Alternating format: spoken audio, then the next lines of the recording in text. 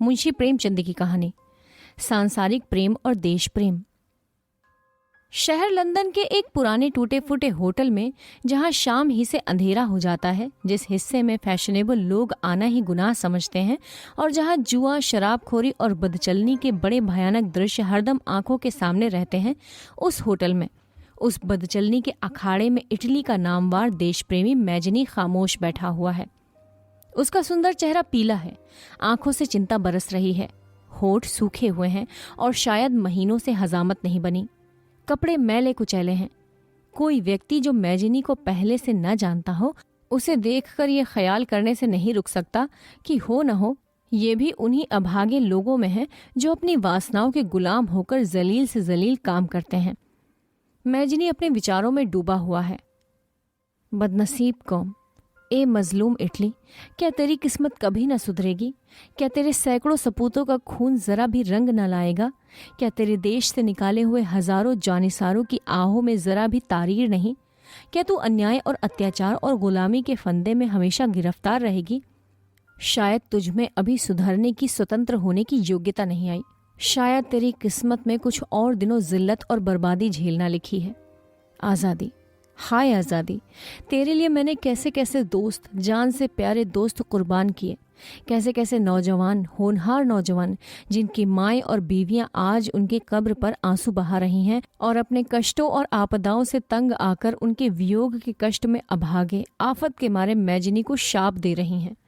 कैसे कैसे शेर जो दुश्मनों के सामने पीठ फेरना ना जानते थे। क्या ये सब कुर्बानियां, ये भेंटें काफ़ी नहीं हैं? आज़ादी, तू ऐसी कीमती चीज़ है। हाँ, तो फिर मैं क्यों जिंदा रहूं? क्या ये देखने के लिए कि मेरा प्यारा वतन, मेरा प्यारा देश धोखेबाज अत्याचारी दुश्मनों के पैरों तले रौंदा जाए? मेरे प्यारे भाई, मेरे प्यारे हमवतन अत्याचार का शिकार बने? नहीं, मैं ये देखने के लिए जिंदा नहीं रह सकता। मैजनी इन्हीं ख्यालों में डूबा हुआ था कि उसका दोस्त रफेती, जो उसके साथ निर्वासित किया गया था, इस कोठरी में दाखिल हुआ। उसके हाथ में एक बिस्कुट का टुकड़ा था। रफेती उम्र में अपने दोस्त से 2-4 बरस छोटा था। भंगिमा से सज्जनता झलक रही थी। उसने मैजनी का कंधा पकड़कर हिलाया और कहा, जोसेफ, ये लो, कुछ खा लो। मैजनी ने चौंक कर सर उठाया और बिस्कुट देखकर बोला, ये कहाँ से लाए? तुम्हारे पास पैसे कहाँ थे? रफेती, पहले खा लो, फिर ये बातें पूछना। कल शाम से तुमने कुछ नहीं खाया है। पहले ये बता दो कहाँ से लाए? जेब में तंबाकू का डिब्बा भी नजर आ रहा है। इतनी दौलत कहाँ हाथ लगी? पूछ कर क्या करोगे? वही अपना नया कोट जो माँ ने भेजा था, गिरवी रखाया हूं। मैजनी ने एक ठंडी सांस ली। आंखों से आंसू टप टप जमीन पर गिर पड़े। रोते हुए बोला, ये तुमने क्या हरकत की? क्रिसमस के दिन आते हैं, उस वक्त क्या पहनोगे? क्या इटली के एक लखपति व्यापारी का इकलौता बेटा क्रिसमस के दिन भी ऐसे ही फटे पुराने कोट में बसर करेगा? हैं? रफेती, क्यों? क्या उस वक्त तक कुछ आमदनी ना होगी? हम तुम दोनों नए जोड़े बनाएंगे और अपने प्यारे देश की आने वाली आज़ादी के नाम पर खुशियां मनाएंगे। मैजनी, आमदनी की तो कोई सूरत नहीं नजर आती। जो लेख मासिक पत्रिकाओं के लिए लिखे थे वो वापस ही आ गए। घर से जो कुछ मिलता है वो कब का खत्म हो चुका है। अब और कौन सा जरिया है? अभी क्रिसमस को हफ्ता भर पड़ा है, अभी से उसकी क्या फिक्र करें? और अगर मान लो कोट नहीं पहना तो क्या? तुमने नहीं मेरी बीमारी में डॉक्टर की फीस के लिए मैगडलेन की अंगूठी बेच डाली थी? मैं जल्दी ही ये बात उसे लिखने वाला हूँ, देखना तुम्हें कैसा बनाती है। क्रिसमस का दिन है। लंदन में चारों तरफ खुशियों का गर्म बाजार है। छोटे बड़े, अमीर गरीब सब अपने अपने घर खुशियां मना रहे हैं और अपने अच्छे से अच्छे कपड़े पहनकर गिरजाघरों में जा रहे हैं। कोई उदास सूरत नजर नहीं आती। ऐसे वक्त मैजनी और रफेती दोनों उसी छोटी सी अंधेरी कोठरी में सर झुकाए खामोश बैठे हैं। मैजनी ठंडी आहें भर रहा है और रफेती रह रहकर दरवाजे पर आता है और बदमस्त शराबियों को और दिनों से ज़्यादा बहकते और दीवानेपन की हरकतें करते देखकर अपनी गरीबी और मोहताजी की फिक्र दूर करना चाहता है। अफसोस, इटली का सरताज, जिसकी एक ललकार पर हजारों आदमी अपना खून बहाने के लिए तैयार हो जाते थे, आज ऐसा मोहताज हो रहा है कि उसे खाने का ठिकाना नहीं। यहाँ तक कि आज सुबह से उसने एक सिगार भी नहीं पिया। तंबाकू की दुनिया ही वो नेमत थी जिससे वो हाथ नहीं खींच सकता था। और वो भी आज उसे नसीब न हुआ। मगर इस वक्त उसे अपनी फिक्र नहीं, रफेती, नौजवान, खुशहाल और खूबसूरत होनहार रफेती की फिक्र जी पर भारी हो रही है। वो पूछता है कि मुझे क्या हक है कि मैं एक ऐसे आदमी को अपने साथ गरीबी की तकलीफ़ें झेलने पर मजबूर करूं जिसके स्वागत के लिए दुनिया की बस नेमतें बाहें खोले खड़ी हैं। इतने में एक चिट्ठी रसा ने पूछा, जोसेफ मैजनी यहाँ कहाँ रहता है? अपनी चिट्ठी ले जा। रफेती ने ख़त ले लिया और खुशी के जोश से उछल कर बोला, जोसेफ, ये लो, मैगडलीन का ख़त है। मैजनी ने चौंक कर ख़त ले लिया और बड़ी बेसब्री से खोला। लिफाफा खोलते ही थोड़े से बालों का एक गुच्छा गिर पड़ा जो मैगडलीन ने क्रिसमस के उपहार के रूप में भेजा था। मैजनी ने उस गुच्छे को चूमा और उसे उठाकर अपने सीने की जेब में खोस लिया। खत में लिखा था, माय डियर जोसेफ, ये तुच्छ भेंट स्वीकार करो। भगवान करे तुम्हें 100 क्रिसमस देखने नसीब हो। इस यादगार को हमेशा अपने पास रखना और गरीब मैगडलीन को भूलना मत। मैं और क्या लिखूं, कलेजा मुंह को आया जाता है। जोसेफ, मेरे प्यारे, मेरे स्वामी, मेरे मालिक जोसेफ, तू मुझे कब तक तड़पाएगा? अब जब्त नहीं होता। आंखों में आंसू उमड़ाते हैं। मैं तेरे साथ मुसीबतें झेलूंगी, भूखों मरूंगी, ये सब मुझे गवारा है, मगर तुझसे जुदा रहना गवारा नहीं। तुझे कसम है, तुझे अपने ईमान की कसम है, तुझे अपने वतन की कसम। यहाँ आ जा, ये आंखें तरस रही हैं, तुझे कब देखूंगी? क्रिसमस करीब है। मुझे क्या, जब तक जिंदा हूँ तेरी हूँ। तुम्हारी मैगडलीन का घर स्विट्जरलैंड में था। वो एक समृद्ध व्यापारी की बेटी थी और अनिंद्य सुंदरी। आंतरिक सौंदर्य में भी उसका जोड़ मिलना मुश्किल था। कितने ही अमीर और रईस लोग उसका पागलपन सर में रखते थे, मगर वो किसी को कुछ ख्याल में न लाती थी। मैजनी जब इटली से भागा तो स्विट्जरलैंड में आकर शरण ली थी। मैगडलीन उस वक्त भोली भाली जवानी की गोद में खेल रही थी। मैजनी की हिम्मत और कुर्बानियों की तारीफें पहले ही सुन चुकी थी। कभी कभी अपनी माँ के साथ यहाँ आने लगी और आपस का मिलना जुलना जैसे जैसे बढ़ा और मैजनी के भीतरी सौंदर्य का जो जो उसके दिल पर गहरा असर होता गया, उसकी मोहब्बत उसके दिल में पक्की होती गई। यहाँ तक कि उसने एक दिन खुद लाज शर्म को किनारे रख के मैजनी के पैर पर सिर रख दिया और कहा, मुझे अपनी सेवा में स्वीकार कर लीजिए। मैजनी पर भी उस वक्त जवानी छाई हुई थी। देश की चिंताओं ने अभी दिल ठंडा नहीं किया था। जवानी की पुरजोश उम्मीदें दिल में लहरें मार रही थी, मगर उसने संकल्प कर लिया था कि मैं देश और जाति पर अपने को न्यौछावर कर दूंगा, और इस संकल्प पर कायम रहा। एक ऐसी सुंदर युवती के नाजुक नाजुक होठों से ऐसी दरख्वास्त सुनकर रद्द कर देना मैजनी ही जैसे संकल्प के पक्के हियाब के पूरे आदमी का काम था। मैगडलीन भीगी भीगी आंखें लिए उठी, मगर निराश न हुई। इस असफलता ने उसके दिल में प्रेम की आग और भी तेज कर दी और गो आज मैजनी को स्विट्जरलैंड छोड़े कई साल गुजर गए, मगर वफादार मैगडलीन अभी तक मैजनी को नहीं भूली। दिनों के साथ उसकी मोहब्बत और भी गाढ़ी और सच्ची होती जाती है। मैजनी खत पढ़ चुका तो एक लंबी आह भरकर रफेती से बोला, देखा मैगडलीन क्या कहती है? रफेती, उस गरीब की जान लेकर दम लोगे। मैजनी फिर ख्याल में डूबा, मैगडलीन, तू नौजवान है, सुंदर है, भगवान ने तुझे अकूत दौलत दी है, तू क्यों एक गरीब दुखियारे कंगाल फक्कड़ प्रदेश में मारे मारे फिरने वाले आदमी के पीछे अपनी जिंदगी मिट्टी में मिला रही है? मुझ जैसा मायूस आफत का मारा हुआ आदमी तुझे क्यों कर खुश रख सकेगा? नहीं नहीं, मैं ऐसा स्वार्थी नहीं हूँ। दुनिया में बहुत से ऐसे हंसमुख खुशहाल नौजवान हैं जो तुझे खुश रख सकते हैं, जो तेरी पूजा कर सकते हैं। क्यों तू उनमें से किसी एक को अपनी गुलामी में नहीं ले लेती?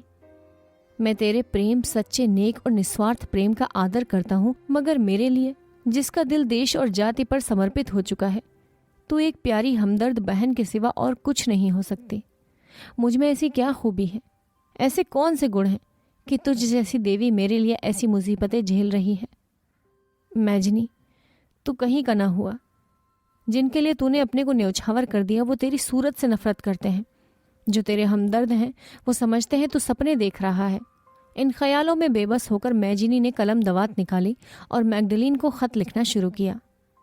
प्यारी मैगडलीन, तुम्हारा ख़त उस अनमोल तोहफे के साथ आया। मैं तुम्हारा हृदय से कृतज्ञ हूँ कि तुमने मुझ जैसे बेकस और बेबस आदमी को इस भेंट के काबिल समझा।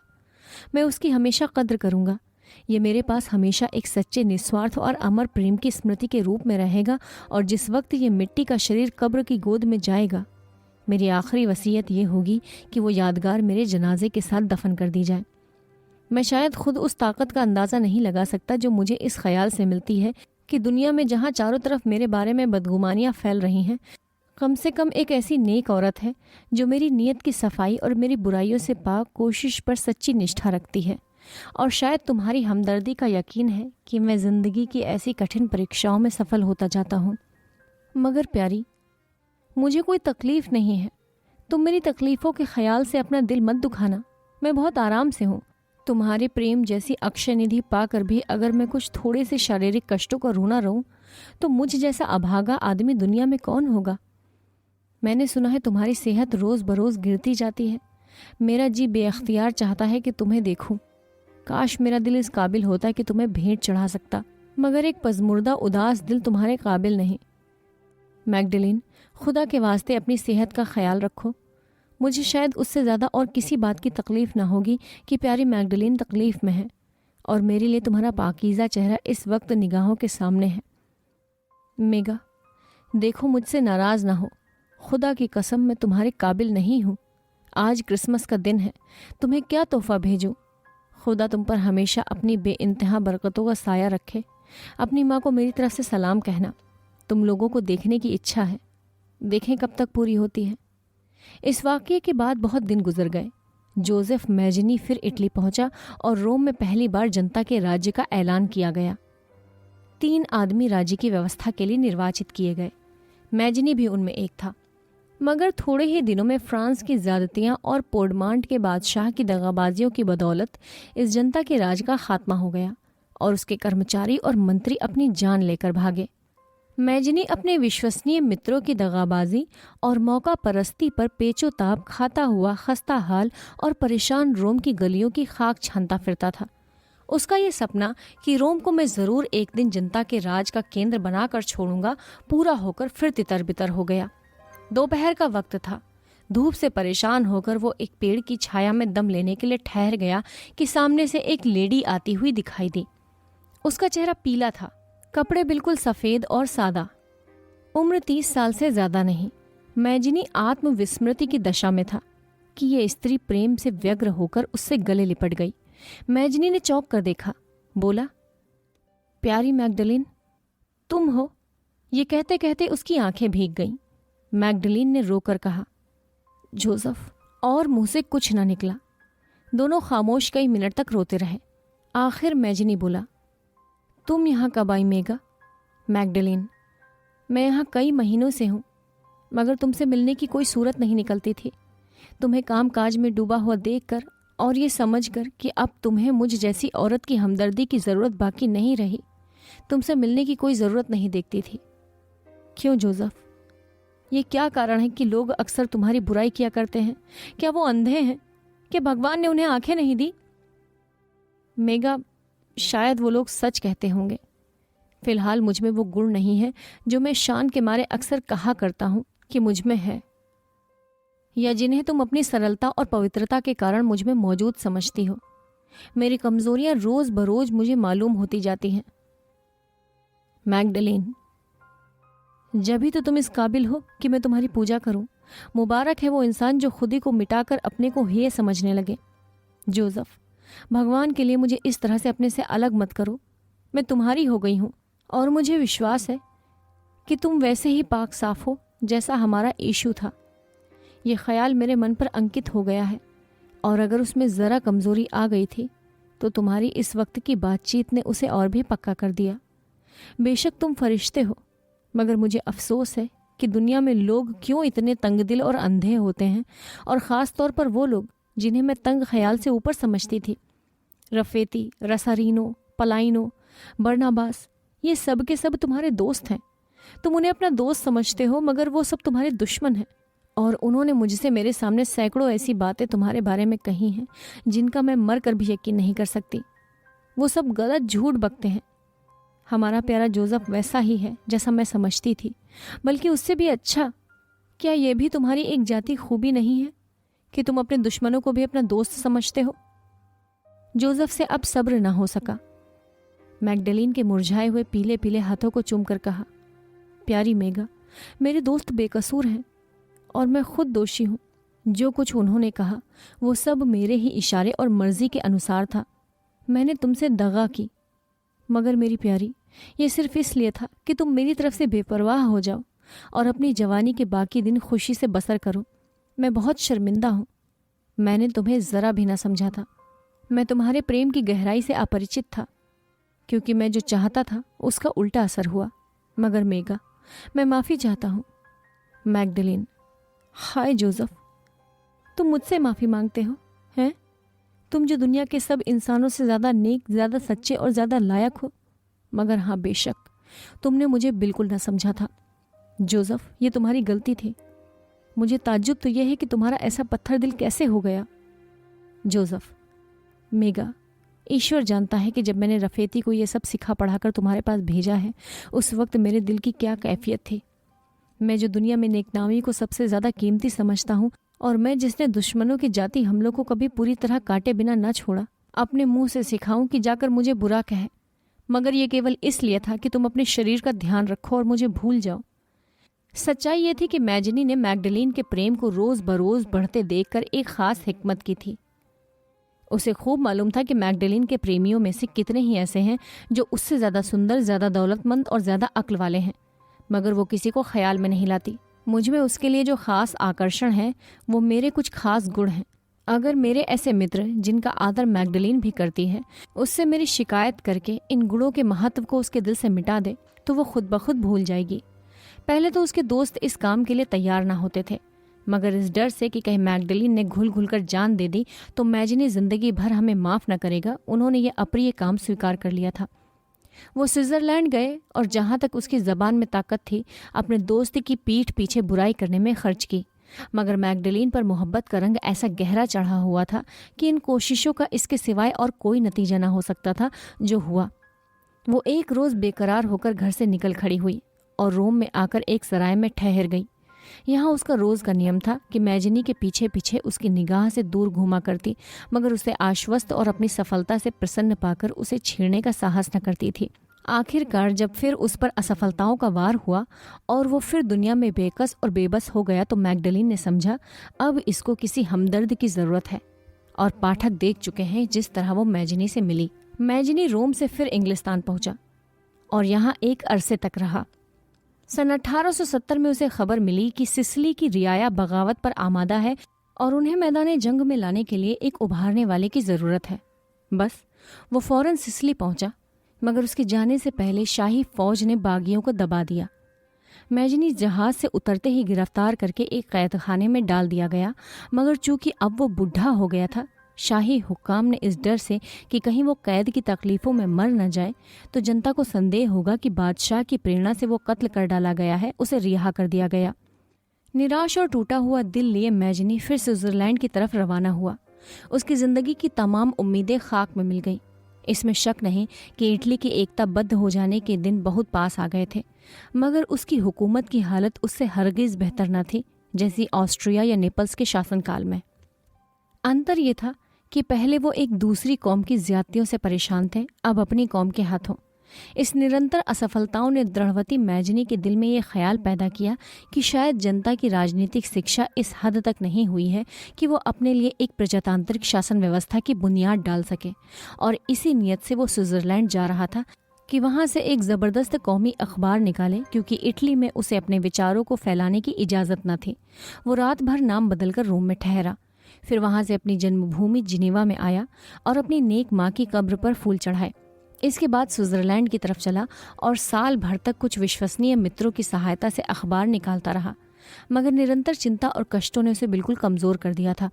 सन 1870 में वो सेहत के ख्याल से इंग्लिस्तान जा रहा था कि आल्प्स पर्वत की तलहटियों में निमोनिया की बीमारी ने उसके जीवन का अंत कर दिया और वो एक अरमानों से भरा दिल लिए स्वर्ग को सिधारा। इटली का नाम मरते दम तक उसकी ज़बान पर था। यहाँ भी उसके बहुत से समर्थक और हमदर्द शरीक थे। उसका जनाजा बड़ी धूमधाम से निकला। हज़ारों आदमी साथ थे और एक बड़ी सुहानी खुली हुई जगह पर पानी के साथ एक साफ चश्मे के किनारे इस कौम के लिए मर मिटने वाले को सुला दिया गया। मैजनी को कब्र में सोए हुए आज 30 दिन पूरे गुजर गए। शाम का वक्त था। सूरज की पीली किरणें इस ताज़ा कब्र पर हसरत भरी आंखों से ताक रही हैं। तभी एक अधेड़ खूबसूरत औरत सुहाग के जोड़े पहने लड़खड़ाती हुई आई। ये मैग्डलीन थी। उसका चेहरा शोक में डूबा हुआ था, बिल्कुल मुरझाया हुआ कि जैसे अब इस शरीर में जान बाकी नहीं रही। वो इस कब्र के सिरहाने बैठ गई और अपने सीने पर खुसे हुए फूल उस पर चढ़ाए। फिर घुटनों के बल बैठकर सच्चे दिल से दुआ करती रही। जब खूब अंधेरा हो गया, बर्फ पड़ने लगी, तो वो चुपके से उठी और खामोश सर झुकाए करीब के एक गांव में जाकर रात बसर की और भोर की वेला अपने मकान की तरफ रवाना हुई। मैग्डलीन अब अपने घर की मालिक थे। उसकी माँ बहुत जमाना हुआ मर चुकी थी। उसने मैजनी के नाम से एक आश्रम बनवाया और खुद आश्रम की ईसाई लेडियों के लिबास में वहां रहने लगी। मैजनी का नाम उसके लिए एक निहायत पुरदर्द और दिलकश गीत से कम न था। हमदर्दों और कदरदानों के लिए उसका घर उनका अपना घर था। मैजनी का खत उसकी इंजील और मैजनी का नाम उसका ईश्वर था। आसपास के गरीब लड़कों और मुफलिस बीवियों के लिए यही बरकत से भरा हुआ नाम जीविका का साधन था। मैग्डलीन 3 बरस तक जिंदा रही और जब मरी तो अपनी आखिरी वसीयत के मुताबिक उसी आश्रम में दफन की गई। उसका प्रेम मामूली न था, एक पवित्र और निष्कलंक भाव था, और वो हमको उन प्रेम रस में डूबी हुई गोपियों की याद दिलाता है जो श्री कृष्ण के प्रेम में वृंदावन की कुंजों और गलियों में मंडराया करती थी, जो उससे मिले होने पर भी उससे अलग थी और जिनके दिलों में प्रेम के सिवा और किसी चीज़ की जगह न थी। मैजनी का आश्रम आज तक कायम है और गरीब और साधु संत अभी तक मैजनी का पवित्र नाम लेकर वहां हर तरह का सुख पाते हैं। मुंशी प्रेमचंद की कहानी सांसारिक प्रेम और देश प्रेम। कथावाचक सोनम।